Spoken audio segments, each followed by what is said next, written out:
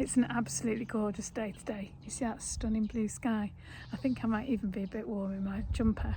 But I'm going to head out now and see what I can find to pop in my flower press ready for some gel printing play at the Dreamatorium in May. Firstly, I'm just going to show you what I've popped in my bag. So I have, this is just a wallet, and I've got the card from my flower press. It's about 6 pieces of card there with a piece of paper in between, and because I thought kitchen roll might be a bit flappy, and a pair of scissors in case I need them. And now it might be that I don't particularly need to pop things in there, I might just be able to carry them home, but I thought it would be helpful to have.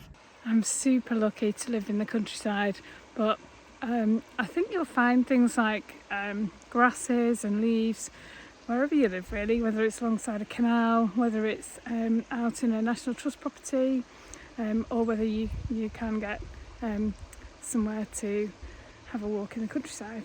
We'll also be able to collect some grasses etc. from round and about the Dreamatorium.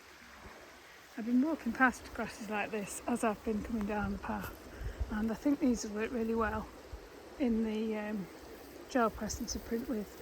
So I'm going to chop some of these and bring them back with me. Now there's quite a few trees. We're heading towards the woods and picking up leaves actually that have been here all winter probably. I'll show you. So this is my view. One of my favourite shapes is oak leaves. So I am going to be picking up some of these oak leaves which have been here obviously since the autumn.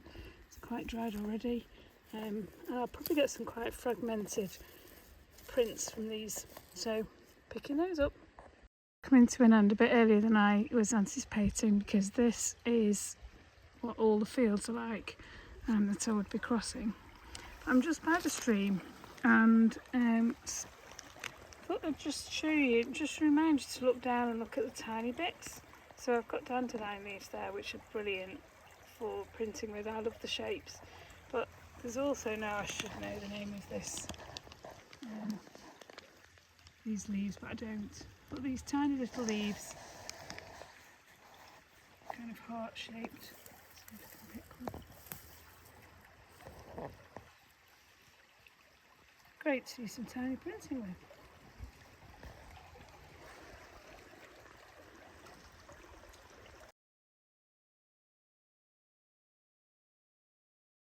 Here we are back inside, and I have popped my oak leaves in here already, and I've just got these bits.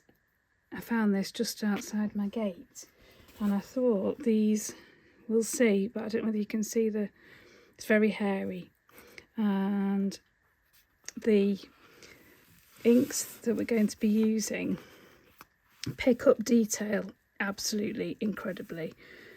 So we'll see. And like I've said before, a lot of this is about play, and scientists have discovered that even if you don't make something as a end product, the action of creating something is really good for your well-being. So I'm just popping these in here. So that's just a reminder to play. Put that in there. Last piece of cardboard. I had one of those moments before. You don't have to use all your pieces of cardboard. If your press is full, which this is, and I've still got 2 pieces of cardboard, they don't have to be in there. Sometimes I wonder about myself. Right, and just before we go, I did want to show you a couple of bits of play I've had already. I'll put that to one side. This is a bit of play I did with Tracy actually when we were first playing with these inks. This is on washi sheet, and I've just added it into my little journal.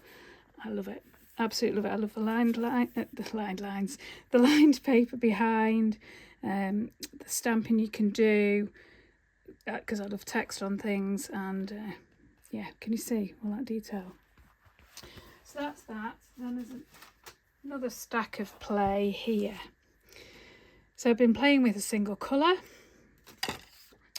and looking at making it into an accordion book that will have a cover and some pages at some point. This is overlaying various points. This is actually from a piece of, using a piece of card where you're lifting off the background, but I've started layering within it.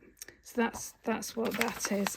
And as I relaxed more, as I began to play, like I say, it started to, all these gorgeous shapes start to emerge.